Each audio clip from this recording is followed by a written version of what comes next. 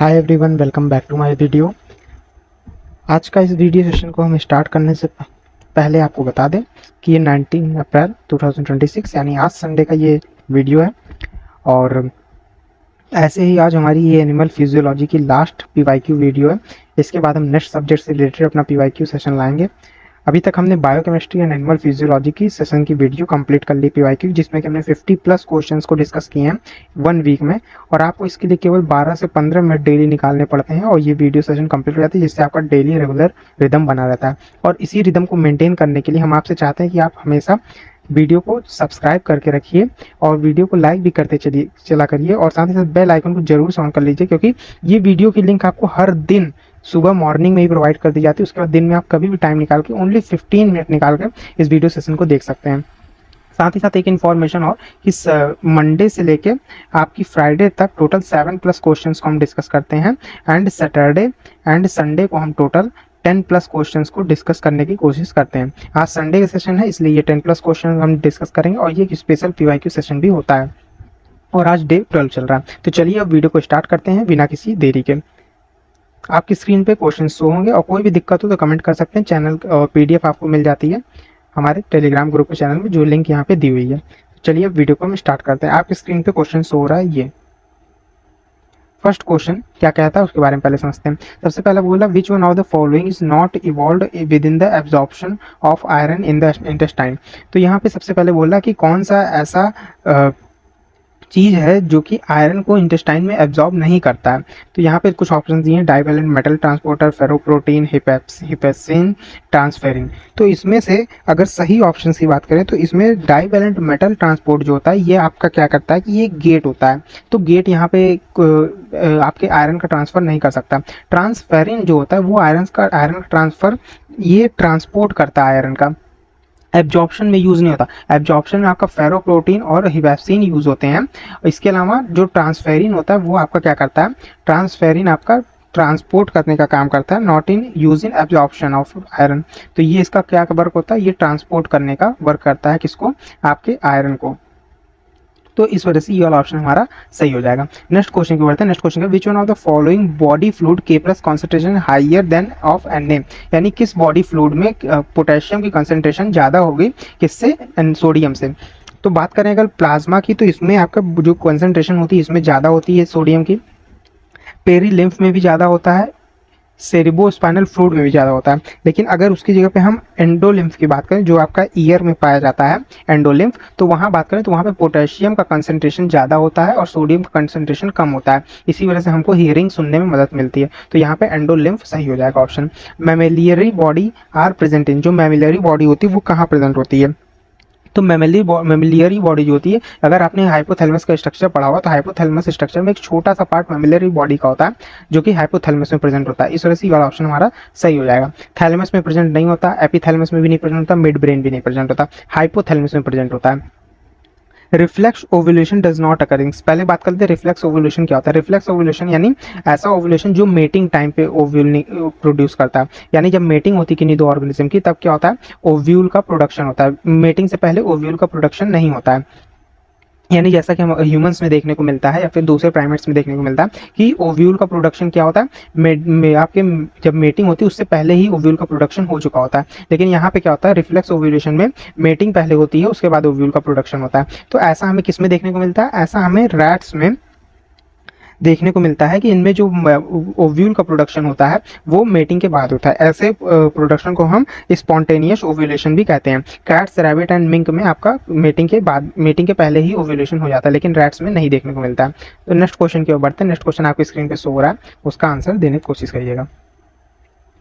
तो यहाँ पे बात कर रहा है the different segment of renal tubule, जो कि आपको किडनी में प्रेजेंट होता है, and the mechanism of transport of apical membrane of tubules, tubular cells, column B are tabulated below. यानी यहाँ पे आपका कॉलम ए में रीनल ट्यूब्यूल्स के कुछ सेगमेंट्स दिए हुए हैं और कॉलम बी में आपके उनके सेल्स दिए हुए हैं मेम्ब्रेन के, और किस किस तरीके का सेल्स में सिक्रीशन होता है उसके बारे में बात किया है। तो यहाँ पे अगर हमें कुछ भी ऑप्शन में से दो ऑप्शन भी पता चल जाते हैं तो हमारा ऑप्शन जल्दी सॉल्व हो जाता है। इसको एलिमिनेटेड टेक्निक भी कहते हैं। तो इसमें देखा जाए तो प्रॉक्सिमल ट्यूब्यूल की बात करें तो यहाँ पे लगभग 70% से 80% ग्लूकोज का सिक्रीशन होता है, ग्लूकोज एब्जॉर्ब कर लिया जाता है।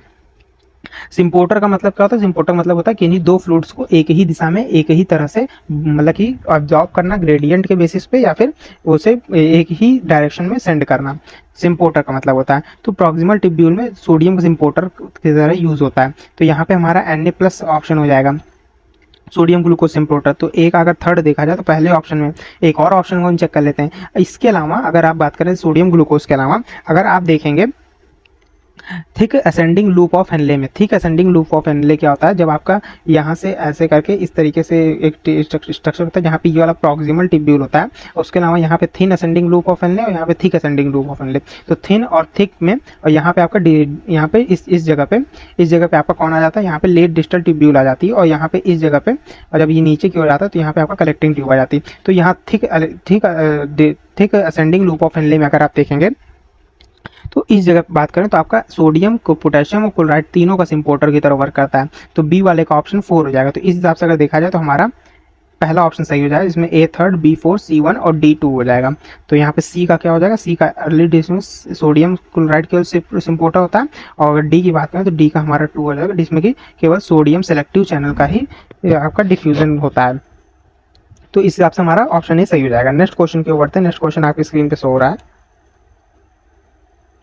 यहाँ पे अगर बात करें तो यहाँ पे क्वेश्चन कह रहा है, ये जून 2018 पूछा गया, और जो ऐसा जरूरी नहीं कि जिसमें ये लिखा हो उसी में बात करें, क्योंकि ये सारे जो क्वेश्चन है वो प्रीवियस ईयर क्वेश्चन के ही हैं। टोटल 15 ईयर्स के PYQ मैंने निकाले हैं, उसमें लिखा नहीं है कुछ में, लेकिन इसका मतलब ये नहीं कि वो इस ईयर के PYQ नहीं, वो सारे ईयर के PYQ हैं, जून में या दिसंबर के। Sympathetic post ganglion neuron that are cholinergic inverted innervate. तो यहाँ पे बात कर रहा है सिंपैथिक पोस्ट गैंग्लियन की बात कर रहा है, जो कोलिनर्जिजेनिक है, इन्वर्ट है। तो इसकी अगर बात करें तो यहाँ पे अगर बात करें तो सिंपैथेटिक न्यूरॉन मतलब क्या होता है? जिसमें कि वर्क एनर्जी के रूप में यूज हो रही है।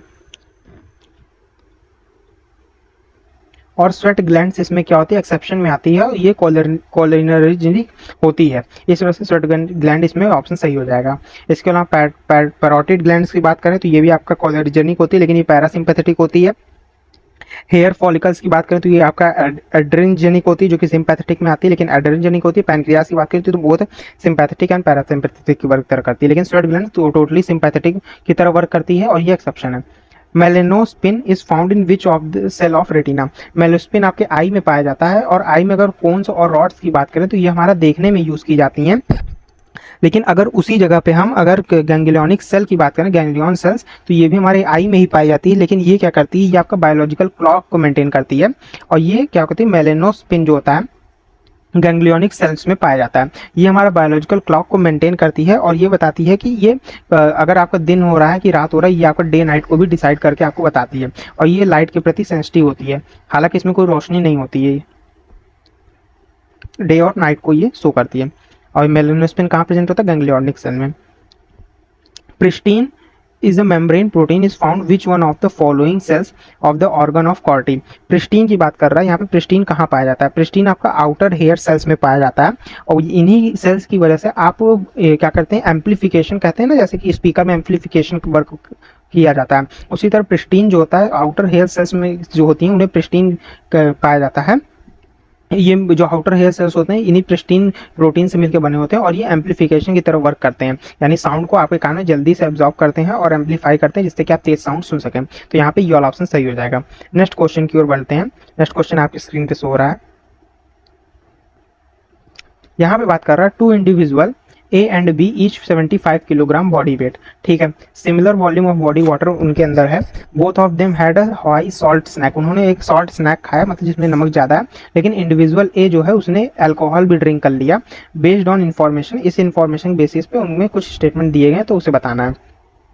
तो एक ने थोड़ा सा अल्कोहल ले लिया, और बाकी दोनों ने नमक साथ ही खाया था, नमक के जैसा स्नैक खाया था। तो यहाँ बोल रहा है A will have lower circulating level of anti diabetic hormones than B, B will lower circulating level of ADH than A, the level of ADH will not change in this two individual, the reabsorption of water kidney will be more A than B. तो अगर इसकी बात करें तो यहाँ पे क्या होता है? एंटी अल्कोहल जो होता है वो डायूरेटिक की तरह एक्ट करता है, और ये क्या करता है? इनहिबिट कर देता है सिक्रेशन को, किसके? एडीएच के सिक्रेशन को। और इसके अलावा क्या करते हैं? ये एडीएच जो होता है वाटर का रीअब्जॉर्प्शन किडनी में ज़्यादा कर देता है, और अगर ये ज़्यादा कर देता है तो हाई सॉल्ट स्नैक पहले इन दोनों ने इनटेक किया था, इंडिविजुअल ए और इंडिविजुअल बी ने। अगर हाई सॉल्ट इनटेक किया था तो बॉडी क्या करती है, बॉडी वाटर के रेट को रीअब्जॉर्ब ज़्यादा करती है। जब स्नैक ईट किया जाता है तो नमक का जैसे कुछ भी किया जाता है ईट, तो बॉडी क्या करती है, वाटर का रीअब्जॉर्प्शन ज़्यादा करने लगती है। लेकिन इंडिविजुअल ए जो था उसने अल्कोहल पी लिया था, तो उसकी वजह से क्या होता है कि अल्कोहल जो होता है वो एडीएच को क्या करता है, आके इनहिबिट कर देता है। तो जब इंडिविजुअल अल्कोहल एडीएच को इनहिबिट कर दिया तो वाटर रीअब्जॉर्ब नहीं कर पाएगी, वाटर को किडनी वाटर को रीअब्जॉर्ब नहीं कर पाएगी, और उसे क्या कर होगा, बार बार उसे मतलब कि वाटर को निकालने के लिए यूरिन सिक्रीशन करना पड़ेगा। तो इस वजह से देखा जाए तो A will have lower circulating level of anti diabetic hormone than B, यानी उसमें एंटी डायबिटिक हार्मोन्स का लेवल क्या हो जाएगा, कम हो जाएगा। इस वजह से किसमें से बी की अपेक्षा कम हो जाएगा ए में। तो ये वाला ऑप्शन हमारा सही हो जाएगा, बाकी इसके अलावा सारे ऑप्शन गलत होंगे। The level of ADH will not change in this Twain, नहीं बिल्कुल एडीएच का लेवल चेंज होता है। लोअर सर्कुलेटर बी में नहीं, लोअर सर्कुलेटर लेवल नहीं होगा। The reabsorption water kidney will be more A and B, नहीं रीअब्जॉर्प्शन ए में होगा ही नहीं, बहुत कम होगा। इसीलिए अल्कोहल जो पेशेंट पीते हैं उनमें क्या होता है कि उन्हें बार बार यूरिन सिक्रेशन करने के लिए जाना पड़ता है। नेक्स्ट क्वेश्चन की ओर बढ़ते हैं। नेक्स्ट क्वेश्चन कह रहा है, a 4-year-old old boy was brought in the hospital for weak bone, उसके पास मतलब कि उसकी बोन क्या हो गई थी, वो हल्की हो गई थी, वीक हो गई थी। Sufficient intake of calcium in diet, लेकिन वो सफिशिएंट कैल्शियम इंटेक ले रहा था, लेकिन डॉक्टर के पास जब गया तो उसने कुछ बताया उन्हें, तो उसके बाद उसने कुछ बताया कि उसमें किस मतलब कि ऑर्गन में मेल फंक्शनिंग है, मतलब कि दिक्कत है। तो अगर कैल्शियम की बात करें तो मेनली कैल्शियम का 2 जगह से अपटेक होता है, पहला तो लीवर से और दूसरा किडनी में। विटामिन डी जो होता है वो सबसे पहले लीवर में आता है, कोले कैल्सीफेरॉल 25 कोले कैल्सीफेरॉल। उसके बाद क्या होता है कि जब ये आपका 25 हाइड्रोक्सी विटामिन डी जब आता है किडनी में, तो उस किडनी में सबसे पहले आता है। उसके बाद जब ये 25 हाइड्रोक्सी आपका विटामिन डी किडनी में आता है, उसके बाद इसको कन्वर्ट कर दिया जाता है 1.25 हाइड्रोक्सी विटामिन डी में कन्वर्ट कर दिया जाता है। और यहाँ पे क्या था, यहाँ पे 25 हाइड्रोक्सी विटामिन डी था। तो सबसे पहले कैल्शियम आता है विटामिन डी किडनी के पास, उसके बाद फिर 125 में कन्वर्ट कर दिया था लीवर के थ्रू। तो इसी तरह क्या होता है कि जब वीक बोन वाली कंडीशन आती है, तो वीक बोन की कंडीशन में ऐसा हमें देखने को मिलता है। तो यहाँ पे थोड़ा अल्टरनेट हो गया था, जैसा कि मैंने पहले ही बताया था। लीवर में क्या होता है कि विटामिन डी आपका आता है 25 हाइड्रोक्सी विटामिन डी, और वो कन्वर्ट कर दिया जाता है किडनी में आपका 125 हाइड्रोक्सी विटामिन डी में, तो वहाँ से कैल्शियम का एब्जॉर्प्शन होने लगता है। लेकिन इस कंडीशन में यहाँ पे बच्चे की बोन वीक है, यहाँ पे लीवर और आपका किडनी सही से वर्क नहीं करेंगे, इस वजह से क्या होता है कि आपका बोन को वीक देखने को मिलती है, भले वो चाहे जितना अच्छा से कैल्शियम इंटेक कर रहा है डाइट में। तो यहाँ पे अगर इस बात की बात करें तो ए और बी सही ऑप्शन है, तो ए वाला ऑप्शन सही हो जाएगा। लंग का कोई फंक्शन नहीं होता कैल्शियम के एब्जॉर्प्शन में, पैनक्रियास का भी कोई फंक्शन नहीं होता है आपका कैल्शियम एब्जॉर्प्शन में, इसका रोल होता है ब्लड के शुगर लेवल को मेंटेन करने में। तो ये वाला ऑप्शन हमारा ए वाला सही हो जाएगा। नेक्स्ट क्वेश्चन की ओर बढ़ते हैं। नेक्स्ट क्वेश्चन आपकी स्क्रीन पे शो हो रहा है, आंसर दीजिएगा उसका। यहाँ पे बोल रहा है the conduction velocity of action potential in a myelinated nerve fiber much greater than the non myelinated nerve fiber। बिल्कुल सही बात है, माइलिनेटेड नर्व फाइबर जो होता है उसमें ज़्यादा अच्छा कंडक्शन होता है नॉन माइलिनेटेड की तुलना में। The following statement were explain the observation, यहाँ पे कुछ एक्सप्लेन यहाँ पे दिया हुआ ऑप्शन, उनमें से हमें इनकरेक्ट ऑप्शन बताना है।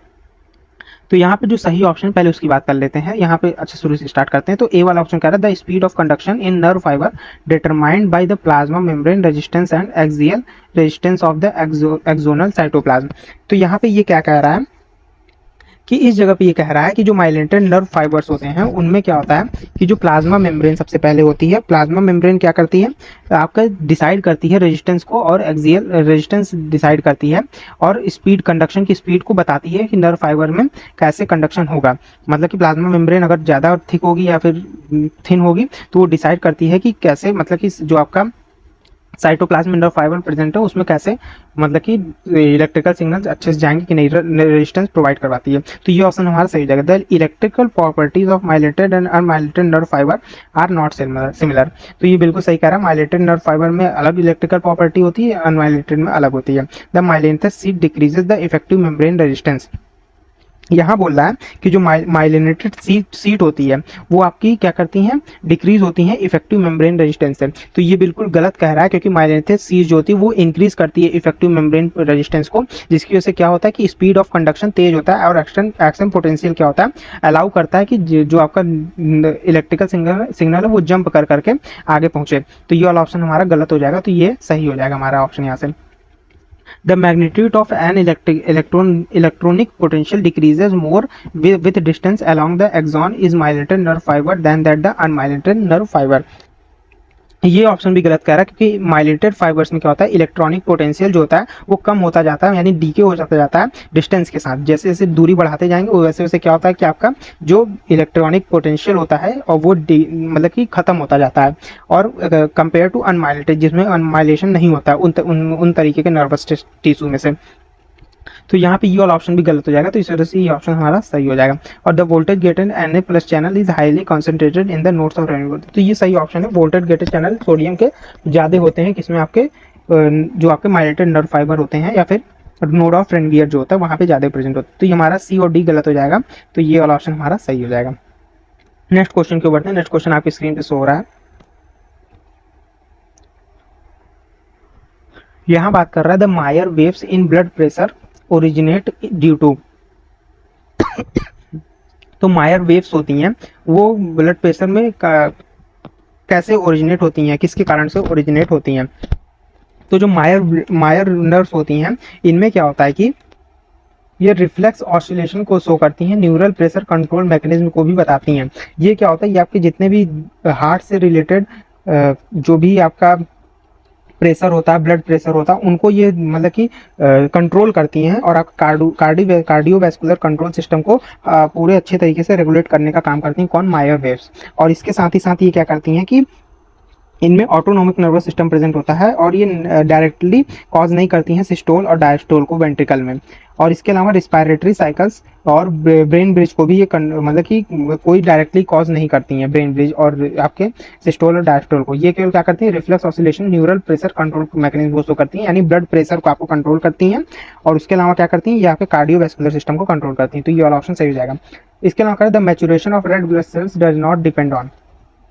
तो maturation of red blood cells के मैच्योरेशन की बात करें तो इसमें फोलिक एसिड का बहुत अच्छा रोल होता है, विटामिन बी12 का भी रोल होता है, पायरोडॉक्सिन का भी रोल होता है। Vitamin B12 red blood sales से जाकर बाइंड करता है सबसे ज्यादा, फोलिक एसिड तो रेड ब्लड सेल्स में ही प्रेजेंट होता है, पायरोडॉक्सिन आपके जो आपका पिरिमिडीन और प्यूरिन न्यूक्लियोटाइड होता है उसके सिंथेसिस में हेल्प करता है, और रेड ब्लड सेल्स में ही इनका सिंथेसिस भी होता है। लेकिन टोकोफेरॉल की बात करें तो इसका कोई डायरेक्ट रोल नहीं होता है इनमें।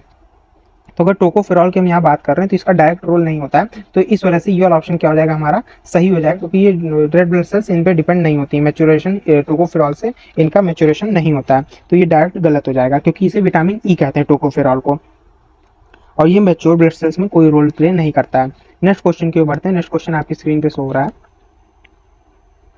यहाँ बात कर रहा है कि इस कॉलम 1 में कुछ चीजें दी हुई हैं और कॉलम 2 में उनके प्रोटीन का नाम दिया गया, और उसके बाद रूटीन क्लिनिकल डायग्नोसिस के लिए दिया गया डिजीज के लिए, और करेक्ट कॉम्बिनेशन बताना है।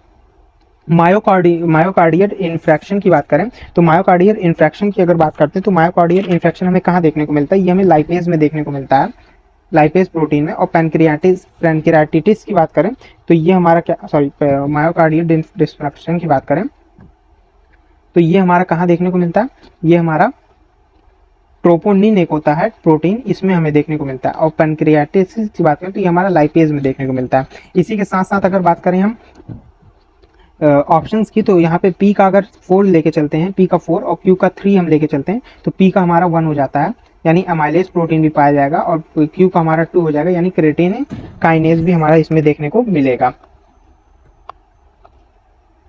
और जो यहाँ पे ट्रोपोनिन होता है, मायोकार्डियल इन्फ्रैक्शन को डिजीज को सॉल्व करने के लिए ट्रोपोनिन का यूज करते हैं, और लाइपेज का यूज करते हैं पैनक्रियाटिटिस को डिजीज को मतलब कि रोकने के लिए यूज करते हैं। तो हमारा यहाँ पे बी ऑप्शन सही हो जाएगा। ये सारे डिजीज हैं ये दोनों, और यहाँ पे उनके कुछ मतलब कि डायग्नोस्टिक दिए हुए हैं, मतलब कि दवाइयाँ दी हुई हैं एक तरीके से, तो उन्हीं के बारे में बता रहा है। नेक्स्ट क्वेश्चन की ओर बढ़ते हैं। नेक्स्ट क्वेश्चन आपकी स्क्रीन पे शो हो रहा है। तो यहाँ कह which one of the following not a function of angiotensin 2। तो अगर एंजियोस्टेनिन 2 की बात करें तो एंजियोस्टेनिन 2 जो होता है आपका ये आपका क्या कहते हैं कि बहुत ज़्यादा वाटर सिक्रीशन में हेल्प करता है, और उसके अलावा एक डायलेटर की तरह भी यूज़ किया जाता है, और बॉडी में फ्लूइड बैलेंस को भी मेंटेन करने का काम करता है। उसके साथ ही साथ क्या करता है, ये बैरोफ्लेक्स जो होता है, बैरोफ्लेक्स को क्या करता है, ये आपको इंक्रीज, ये बैरोफ्लेक्स को क्या करता है, इसकी सेंसिटिविटी को इंक्रीज नहीं करता है। बैरोफ्लेक्स की सेंसिटिविटी कौन, एंजियोस्टेनिन इंक्रीज नहीं करता है, और ये हेल्प करता है ब्लड प्रेशर को हाई करके आपके बाकी जो एक्शन परफॉर्म होते हैं ब्रेन और ब्लड में, उनमें उनकी वेसल्स में क्या करता है, ब्लड प्रेशर को हाई कर देता है, और वहाँ पे बैरोफ्लेक्स की सेंसिटिविटी को रिड्यूस करने का काम करता है। और ये वैसोप्रेसिन एंटी डायबिटिक हार्मोन्स को भी सिक्रेट करने का काम करता है, और साथ ही साथ नॉरएपिनेफ्रिन को रिलीज करता है। इसीलिए योर इसके ऑप्शन देखा जाए तो यहाँ पे बी ऑप्शन सही हो जाएगा, increase the sensitivity of baroreflex by acting on the brain. तो ये वाला ऑप्शन सही हो जाएगा। तो नेक्स्ट क्वेश्चन की ओर अब बढ़ते हैं। नेक्स्ट क्वेश्चन आपकी स्क्रीन पे शो हो रहा है ये। चलिए, तो आज का सेशन यही खत्म होता है। एक छोटा सा मोटिवेशन कोट आपके लिए दिया हुआ है, do more of what makes you happy, यानी वो काम करो जो कि आपको अच्छा लगे, तो उसमें आपको ज़्यादा चीज़ें, सफलता ज़्यादा अच्छे से मिल सकती है। तो आज का सेशन यहीं पे खत्म होता है। Thank you. इस पूरे सीरीज़ का 1 वीक सीरीज़ का आपको पीडीएफ टेलीग्राम ग्रुप में मिल जाएगा, वहाँ से आप ज्वाइन हो सकते हैं। यहाँ पर चैनल की लिंक दी हुई है। साथ ही साथ अगर सेशन पसंद आया तो चैनल को हमारे लाइक करिएगा, सब्सक्राइब करिएगा, नोटिफिकेशन बेल ऑन कर लीजिए, जिससे कि आपको मॉर्निंग में डेली नोटिफिकेशन आपको मिल जाए। और कोई भी दिक्कत हो तो कमेंट कर सकते हैं, और साथ ही साथ अपने दोस्तों के साथ शेयर भी करिएगा हमारे इस वीडियो को। तो मिलते हैं नेक्स्ट सेशन में, और नेक्स्ट सब्जेक्ट जो भी होने वाला रहेगा उसका आपको थंबनेल मिल जाएगा, कम्युनिटी पोस्ट में भी वो डाल दिया जाएगा। और टेलीग्राम ग्रुप से डेली जुड़े रहिए, क्योंकि इस पर अपडेट आपको मिलती रहती है। तो चलिए ठीक है, मिलते हैं आपको नेक्स्ट सेशन में। तब तक के लिए good bye and take care.